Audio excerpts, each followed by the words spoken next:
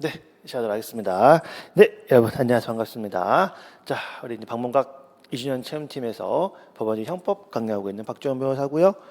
이제 25년도 저번 주에 했었던 25년도 법원 해설 강의 촬영하려고 나왔습니다. 시험 보시느라 수고 많으셨고요.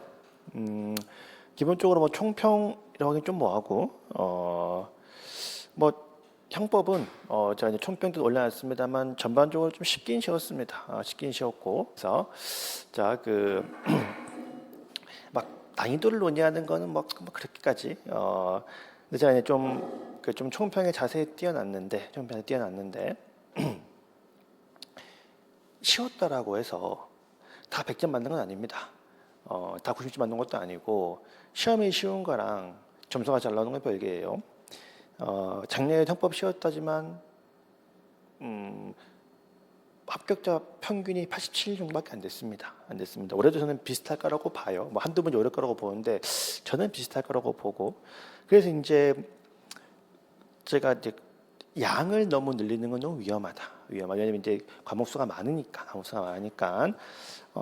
다른 과목도 공부할 수 있도록 적절하게 양을 줄이고 준비하는 게 중요하다는 점 말씀을 드리면서 좀 간이하게 그리고 또 시험 보신 분들 당장 이제 오늘부터 와가지고 쌤 뭐 면접 준비 어쩌고 물어보던데 좀 쉬세요 여러분.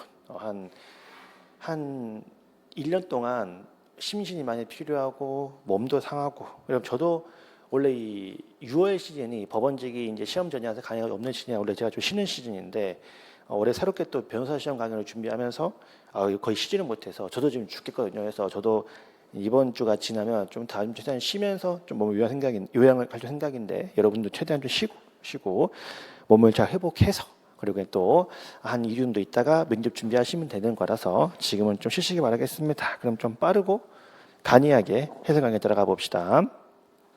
1번 사기죄가 나왔네요.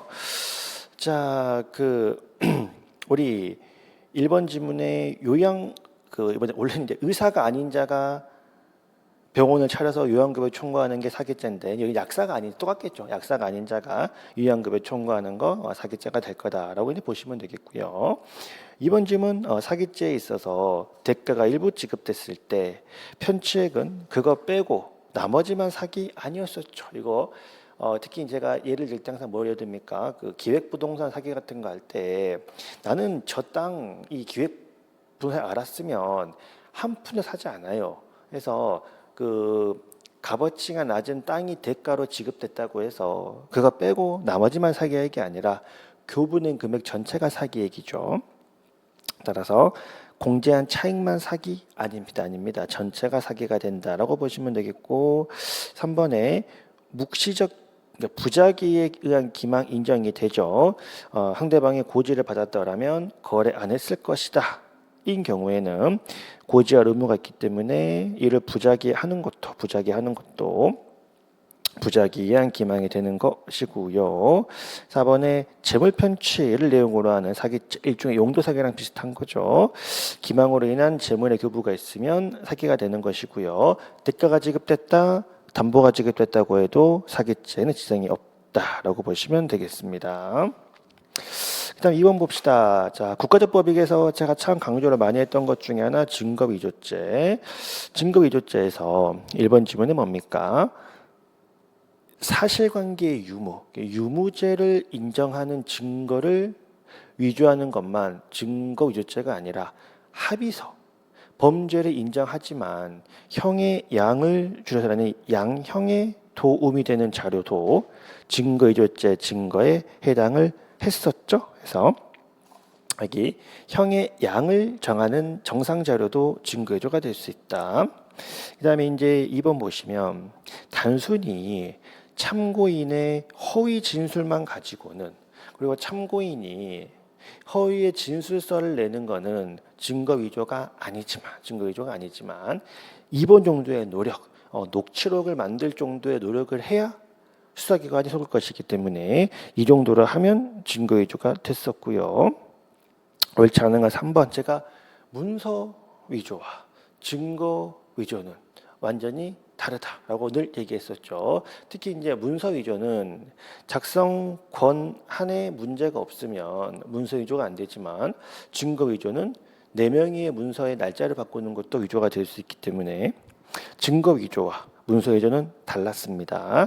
옳지 않는 건 3번이 될 것이고요. 4번에 자기 사건 증거를 위조하는 것은 증거 위조가 아니지만 남한테 내 사건 증거를 위조해 주세요, 인멸해 주세요, 교사하는 것은 방어권 남용이 되면 증거인멸 교사가 될 수 있으니까 옳지 않는 건 3번으로 정리하시면 되겠습니다. 그 다음에 이제 3번 봅시다. 다음 설명 중 가장 옳은 것은 이라고 되어 있고요. 1번에 우리 이거 책임 능력에서 심신장애의 유무는 결국엔 무슨 판단이기 때문에 법률적 판단이기 때문에 전문가의 의견을 중요한 참고 자료로 검토는 하겠으나 법원이 그거에 뭐다 꼭 구속되는 것은 아니었습니다. 따라서 전문가의 감정을 거쳐서 의견에 따라야 될 필요까지는 없고요. 참고해서 법원이 독자적 판단하면 되는 것이고요. 옳은 건 2번이겠네요.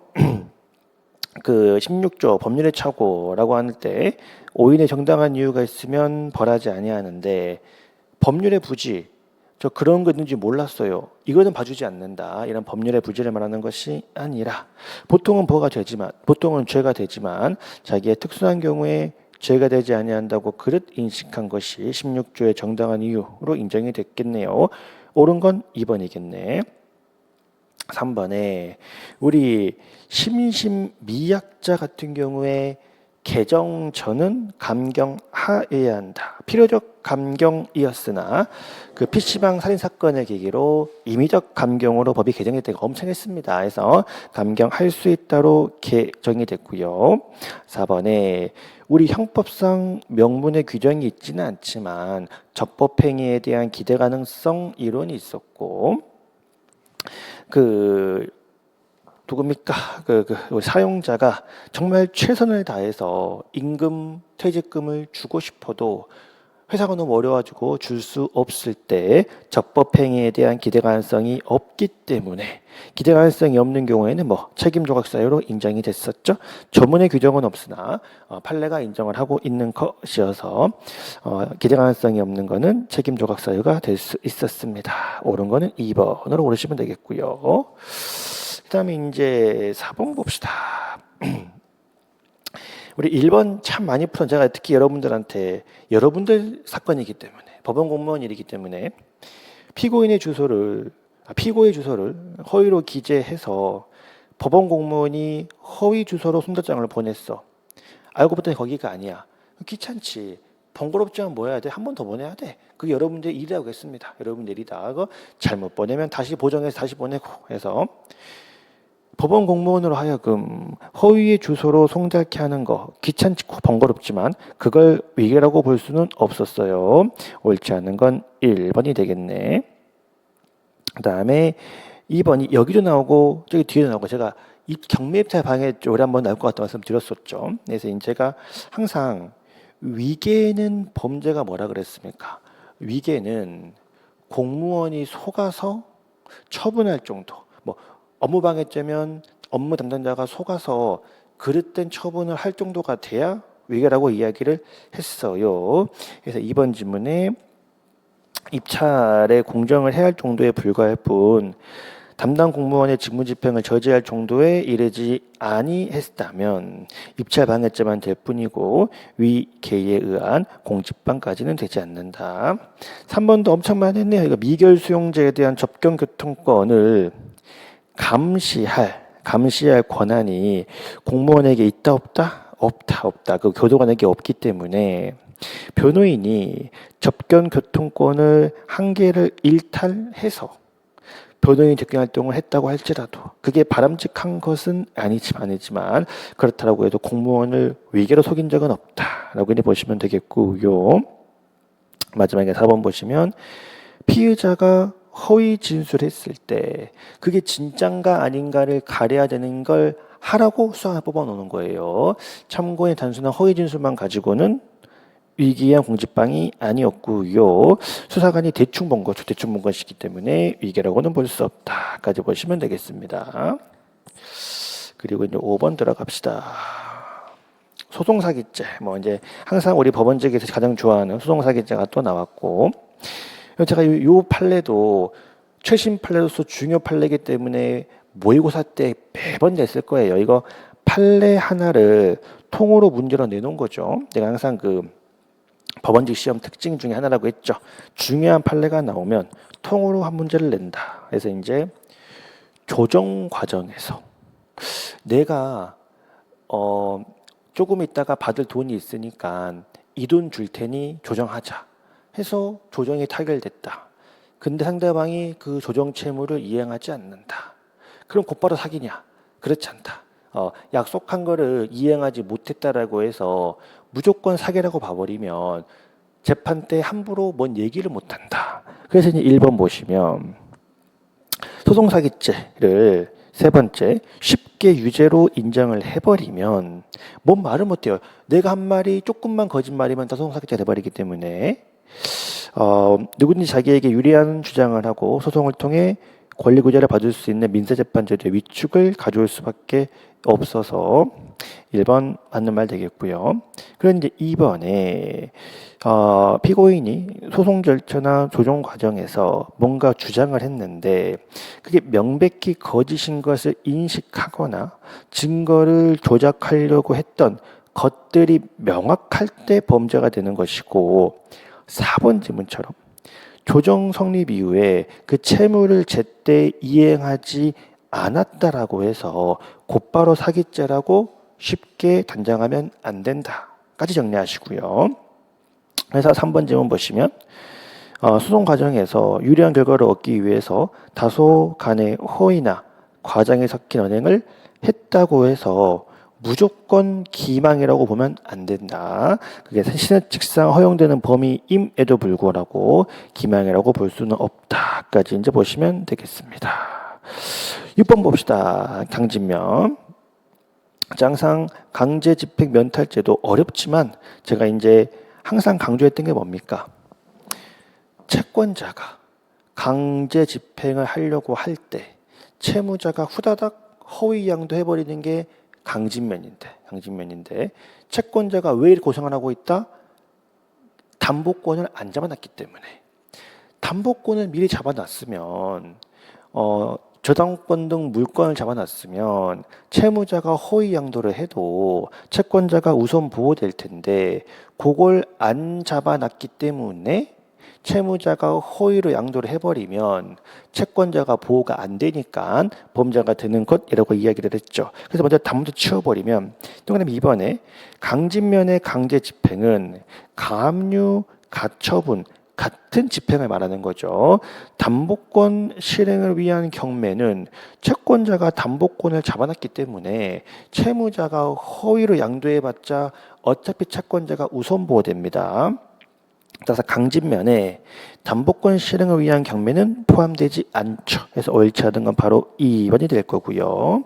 그 다음에 올라가서 1번 보시면 자 강진면 무슨 범? 위헌범이에요. 위헌범이기 때문에 마지막 두 번째 줄 꼭 채권자를 해야 하는 결과 어떤 이득을 취해야만 범죄가 되는 것은 아니고 위헌만 발생해도 기소가 된다라고 보시면 되겠고 3번에 채권자의 강제 집행은 보통은 금전채무에 대한 강제 집행일 것인데 경우에 따라서 의사의 진술에 가름하는 판결도 포함돼서 명예신탁 해제를 원인으로 한 소유권 이전 등기 소송을 제기하려고 할 때 후다닥 빼돌리는 것도 강진면이 될 수 있었고요.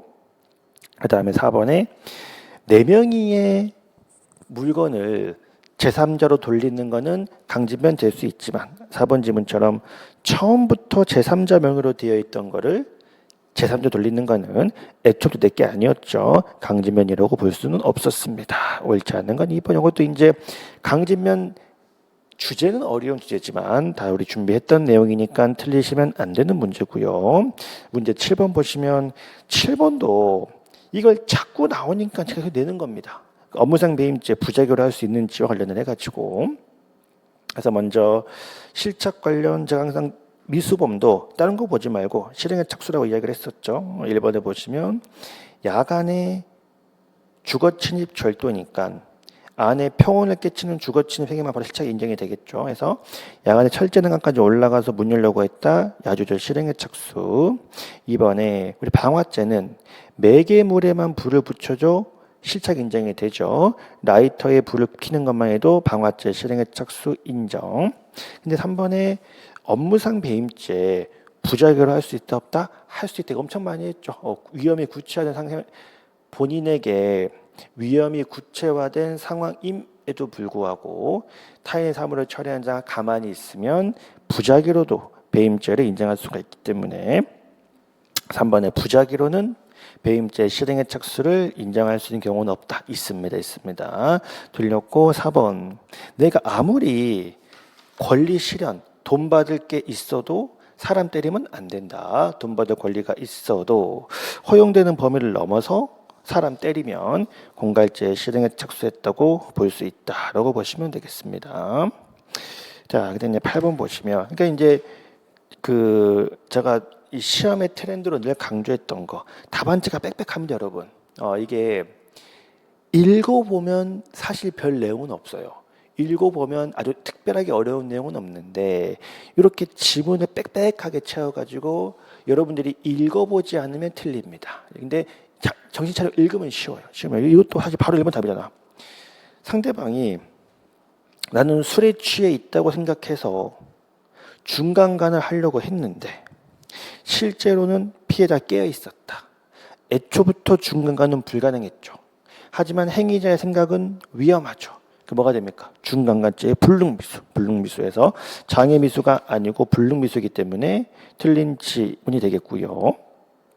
이번에 위계에 의한 간음죄 피해자에게 간음 목적으로 착오에 빠지기 위해서 간음을 하는 거 위기한 간음죄가 될 수 있을 것이고요. 3번 지문에 이 문제에서 보통 사람들은 안 속을 만한 내용의 위계였거든. 근데 피해자는 속았단 말이야. 그랬을 때 야 이거 정말 속은 거 맞아? 이 인과관계를 따질 때 정상적인 교육을 받은 사람과 정상 또래의 시각에서 볼 것이 아니라 정상적인 교육을 받지 못한 마지막 세 번째 줄 비장애인의 시각과 기준에서 함부로 인과관계에 해당하지 않는다고 단정하지 말고 그 피해자의 입장에서 인과관계를 고려해 보아야 한다. 그다음에 이제 4번에 보시면 위력이라고 하는 거는 폭행 협박이 미치지 아니한 정도 대신에 그런 것이 아니라면 사회, 경제, 정치적 지위나 권세 이용은 또 모두 포함된다까지 보시면 되겠고요. 어쨌든 바로 답이 1번이라서 현장에서는요. 이 정도 1번 답 나왔으면 밑에 거 볼 필요 없습니다. 이 정도, 이 8번 문제 정도는 1번에서 답 나온 거 찍고 넘어가셔야 돼요. 넘어가셔야 됩니다. 보시고 9번 보시면 몰수 추징도 엄청 쉬운 게 나왔죠, 여러분. 몰수 추징도 이 형벌론이 어렵게 나오면 한정없이 어려운데 너무 쉽게 나왔어요. 심지어 답도 바로 1번이야. 항상 제가 몰수 추징은 뭐라고? 범죄와 관련돼서 검사가 기소한 거를 몰수할 수 있지. 불구분리 원칙에 따라 기소도 안 된 걸 법원이 인정해서 몰수할 수는 없었습니다. 따라서 네 번째 줄 공소 사실과 관련되어 있지 않더라도 몰수 추징할 수 있는 것은 아니고요. 공소 사실과 관련되어 있어야 추징할 수 있을 것이다. 이번에 우리 형법상 몰수는 뭐가 원칙? 이비적 몰수가 원칙. 그래서 법원의 재량이 있다라고 보시면 되겠고요. 3번에 몰수가 불가능할 때 추징을 하는데 추징가액 산정 시기는 몰수 불능시가 아니었죠. 몰수 불능시가 아니고 재판 선고시 정확하게는 사실심 판결 선고시가 기준이 된다 맞겠고요. 4번에 몰수하려면 대인적 관계, 대물적 관계가 필요하고 대인적 관계로서 공범 걸 몰수할 수 있는데 범인 걸 몰수할 수 있는데 여기에 범인에는 공범도 포함된다. 까지 보시면 되겠습니다. 10번 봅시다. 폭행죄 관련된 해가지고 이게 제가 그것 있잖아. 올해는 오랜만에 이 생명신체가 나올 수도 있겠다. 그 근거는 사실 10번 때문은 아니고 12번 때문이었거든. 12번 문제에서 3번 지문이 제가 오랜만에 좀 그 유력한 판례가 나왔기 때문에 여기 보니까 제가 저번 주 목요일 날 우리 지금 법원직 예비반 수업할 때 시험 치기 전이죠.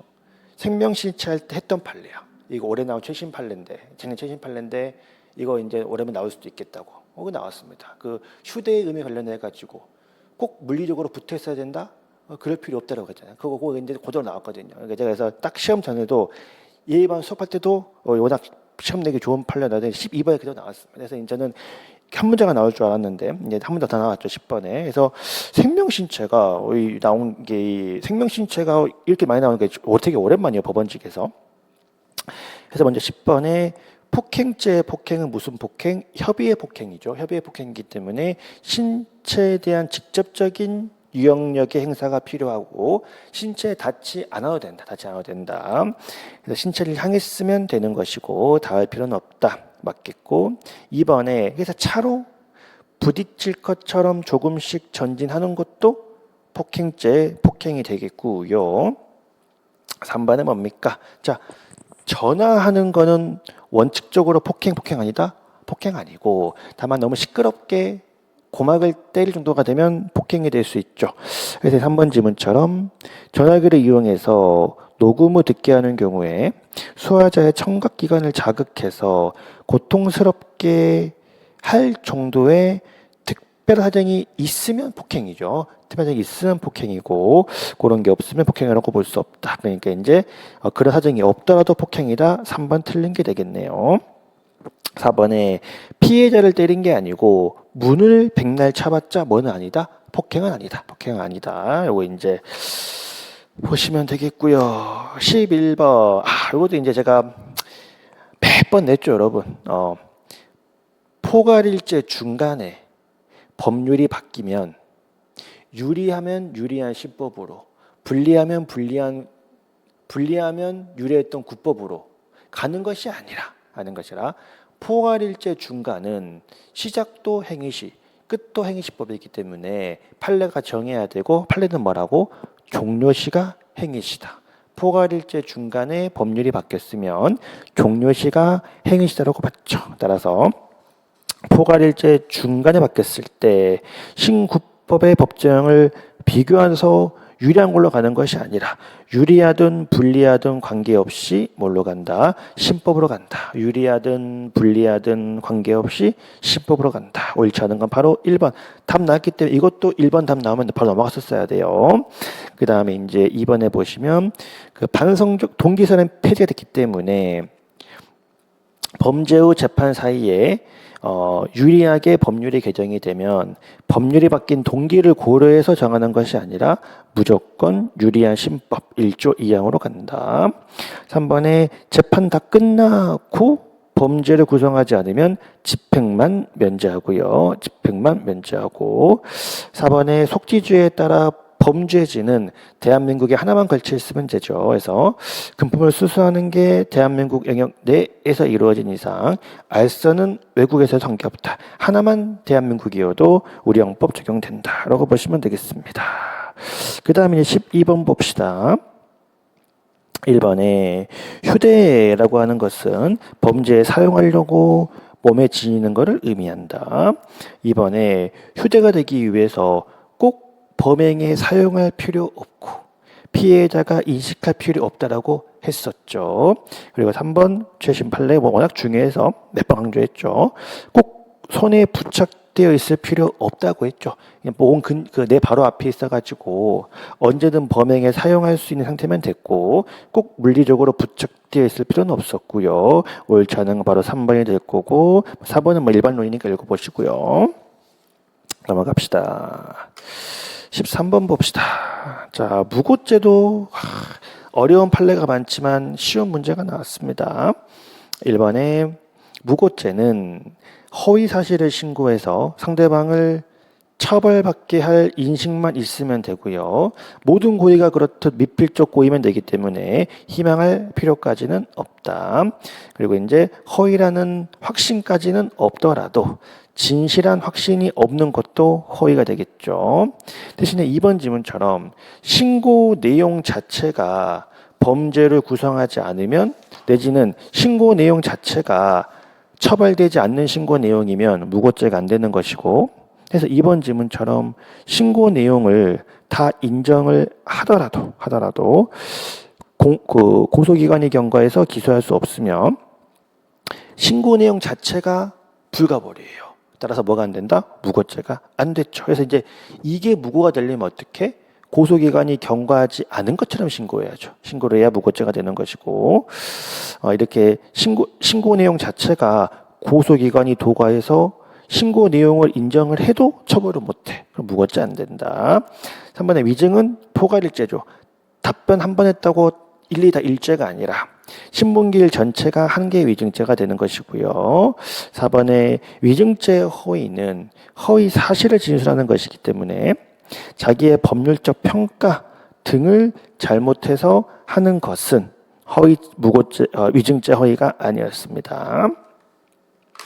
14번 중강도, 이것도 뭐 너무 많이 해가지고 1번 질문에 중강도의 기수미수는 뭐 절도가 기수미수죠. 그래서 마지막에 중강도의 기수배는 폭행협박. 14번도 1번에 답 짓고 넘어가야 돼요. 이거 바로 시간 세이브 주는 문제입니다. 그 다음에 2번 지문에 우리 날치기는 기본적으로 뭐였습니까? 절도죠. 날치기는 기본적으로 절도고요. 끌고 가야 강도고. 3번에 강도 예비 부분은 강도할 목적이 있어야지 중강도할 목적 안 되고요. 4번에 절도 및 체포를 변탈할 목적으로 여러 명의 피해자에게 폭행을 가했을 때, 이것도 우리가 죄수 문제에서 피해자가 여러 명이면 보통 수재인데 예외적으로 일조로 보는 것 중에 하나가 여기였단 말이에요. 그래서 꼭 외웠었죠. 중강도의 상대방이 여러 명이면 중강도의 포괄일죄, 그 중에 한 명이 다치면 중강도 상해죄 포괄일죄가 된다라고 보시면 되겠습니다. 15번 봅시다. 1번 문제에서 자, 원래 이제 사기죄는 피해자별로 일죄.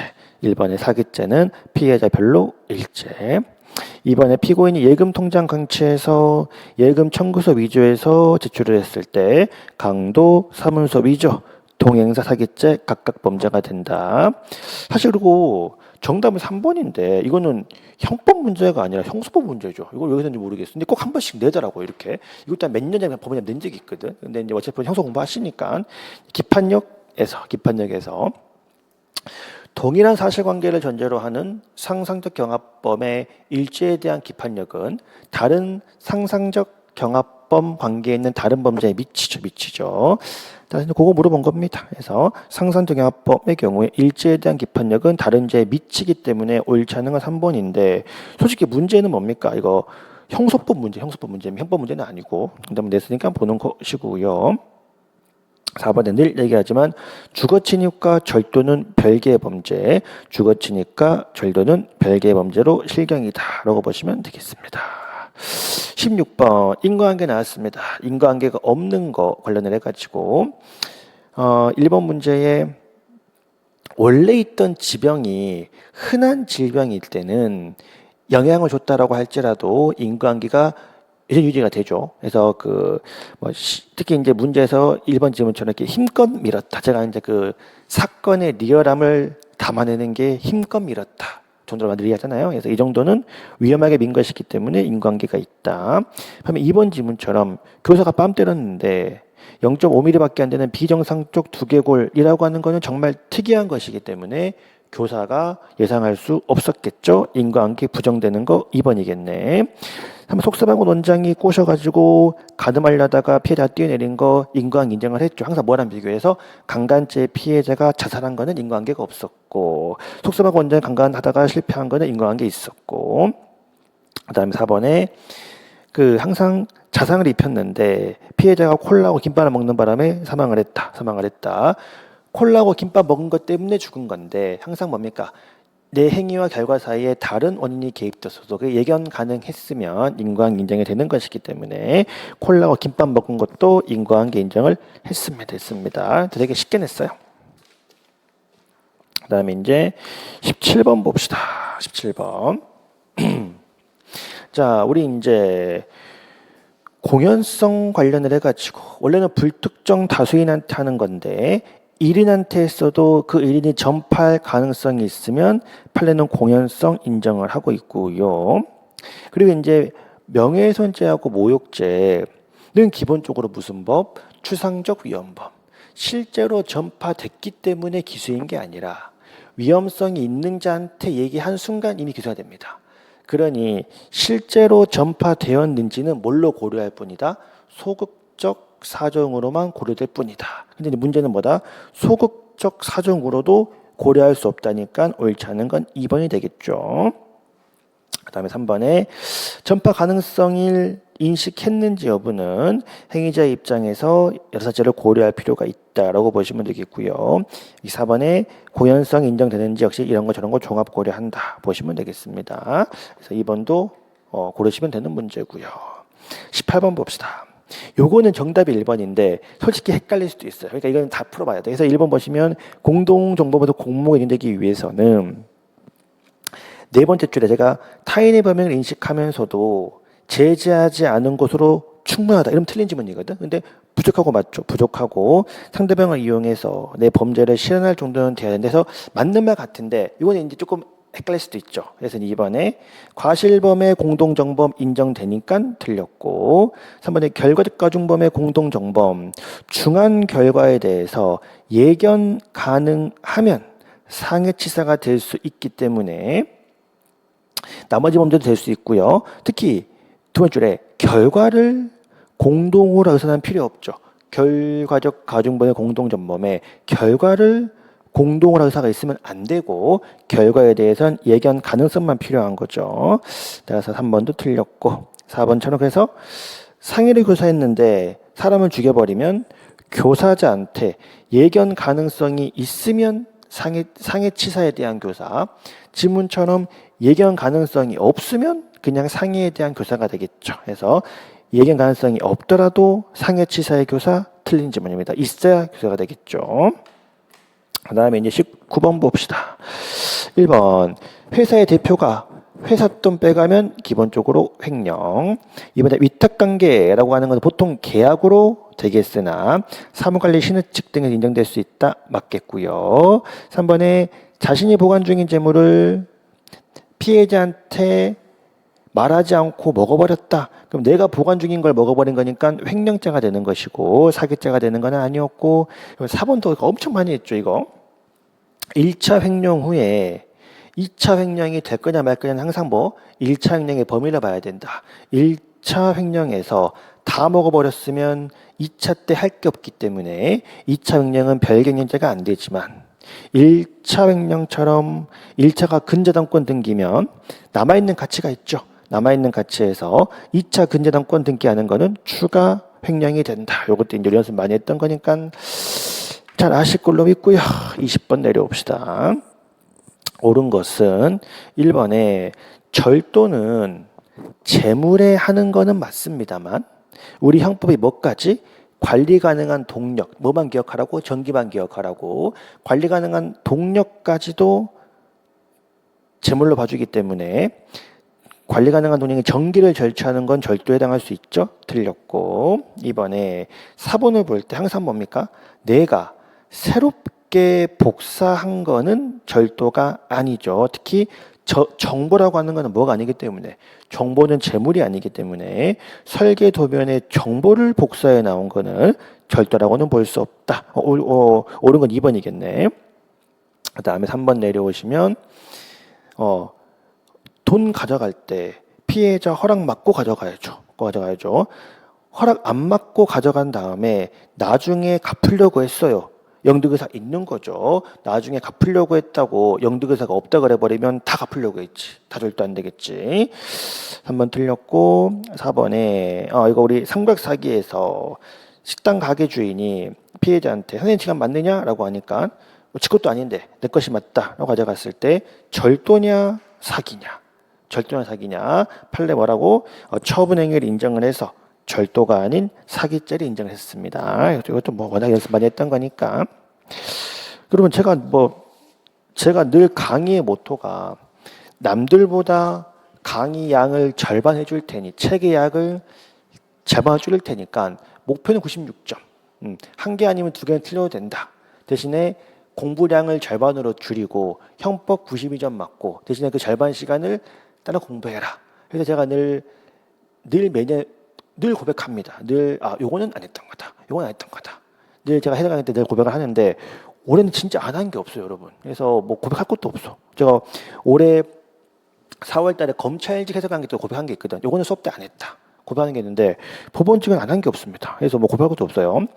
봅시다. 문제시 1번 정당방위 관련을 해가지고 정당방위는 위법한 침해에 대한 것이기 때문에 정당한 침해에 대한 정당방위는 안 되고요.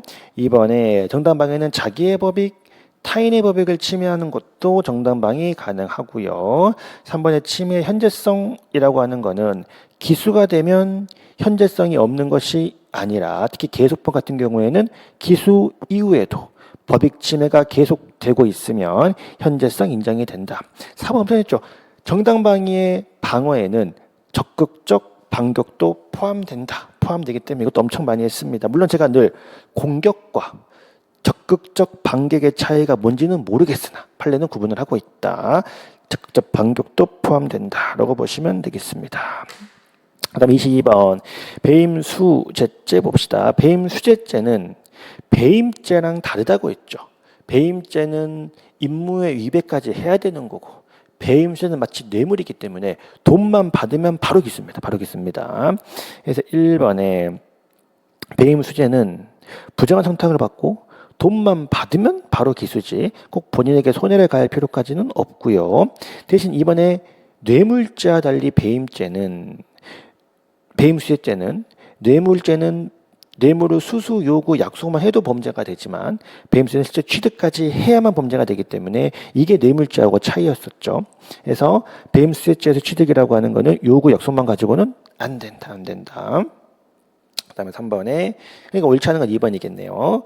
3번에 부정한 청탁을 받고 나서도 나중에 돈 받았다고 할지라도 그 대가성 인정이 되면 배임수재가 될 거고요. 그 다음에 4번에 뇌물죄하고 똑같이 부정한 청탁의 대가와 그 외의 대가가 불가분 섞여 있으면 할 수 없다. 전체가 배임수재다. 혹은 전체가 뇌물이다. 라고 보시면 되겠습니다. 23번 봅시다. 그러면 이것도 제가 그대로 집어들었죠. 입찰 방해점. 정답 먼저 보시면 입찰은 뭐다? 서로 각자가 다른 조건을 제시하는 것을 말하기 때문에 청약과 같이 개인 간의 계약을 맺는 것은 애초에 입찰이 아니기 때문에 두 번째 끝에 공적 사적 주체가 임의적 선택에 따른 계약 체결은 애초에 입찰이 안 된다. 이건 입찰 방해죄가 안 된다라고 보시면 되겠습니다. 그럼 이제 정답은 4번이고 옳은 거 1번에 입찰 방해죄 위헌범, 2번에 자유경쟁을 방해할 우려가 있는 것도 입찰 방해죄가 되고요. 3번에 입찰은 꼭 참가자 전원 사이에 담합 필요 없다. 일부 담합만 돼도 입찰 방해죄가 될 수 있다까지 보시면 되겠습니다. 24번. 이런 게 좀 좋은 문제죠, 여러분. 왜냐면 이제 옳지 않은 게 2번인데, 이거 최신 판례 제가 강조 많이 했죠. 범인도피죄 친족간 특례에서 혼외자 같은 경우에 생부가 아직 인지하지 않으면 법률상 친자가 아니기 때문에, 친족간 특례를 적용할 수가 없는데, 근데 기대 가능성이 없으니까 친족간 특례를 유치할 수 있냐? 없다라고 했죠. 유치할 수가 없는 것이고 친족간 특례는 여전히 적용되지 않는다. 그래서 혼외자고 인지하지 않았기 때문에 법률상 친자가 아니라면 친족간 특례를 적용할 수는 없죠. 그래서 옳지 않은 건 바로 2번이 되겠고요. 그러니 1번 집은 똑같죠. 사실혼 관계에 있는 사실상 친족은 범인도피죄 친족이라고 볼 수 없었고, 그 다음에 3번에 보시면 입양이 되면 존속이죠. 입양이 되면 법률상 친족이 되는 것이고 입양이 완료가 되면, 그 다음에 4번에 인지의 소급표는 피고인에게 유리하기 때문에 민법상 인지의 소급표가 형법에도 소급표를 인정을 해야 친족간 범죄에서 친족간 특례가 적용될 수 있는 것이기 때문에 범죄하고 인지했어도 인지의 소급표 때문에 친족 성도례가 적용된다라고 보시면 되겠죠. 옳지 않은 건 2번으로 보시면 되겠습니다. 마지막 25번. 문서죄. 문서죄 너무 쉬운 게 나왔죠. 그래서 1번에 날인 등이 없더라도 일반인으로 하여금 이게 진정한 문서라고 오인케야 객체가 되면 위조가 될 수 있고요. 2번에 사문서와 관련해 가지고 법률 관계를 증명하는 거, 사실 관계를 증명하는 것 중에 사실관계 증명하는 거는 권리 의무에 관한 문서 외에, 왜냐하면 권리 의무는 법률문서 문서니까 외의 문서로서 중요한 사실을 의미하고요. 3번에 이 중요한 사실을 의미한다라는 거는 법률 관계를 증명하는 것이 주대인 것뿐만 아니라 간접적으로 연관된 것도 사실관계를 증명하는 문서라고 볼 수 있고요.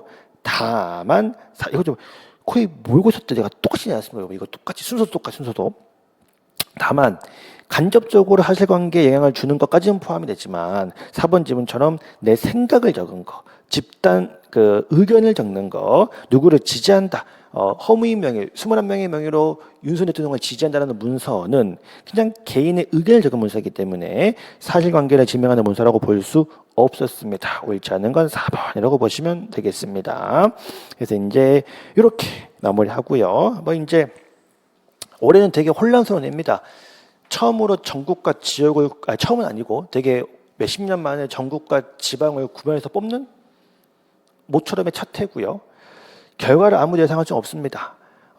근데 이제 뭐 다들 고생하셨고, 뭐 너무 점수 가지고 맨날 그 의미 없는 사이트, 그 뭐 업데이트 사이트, 이런 인터 커뮤니티 들어나 그만하시고요.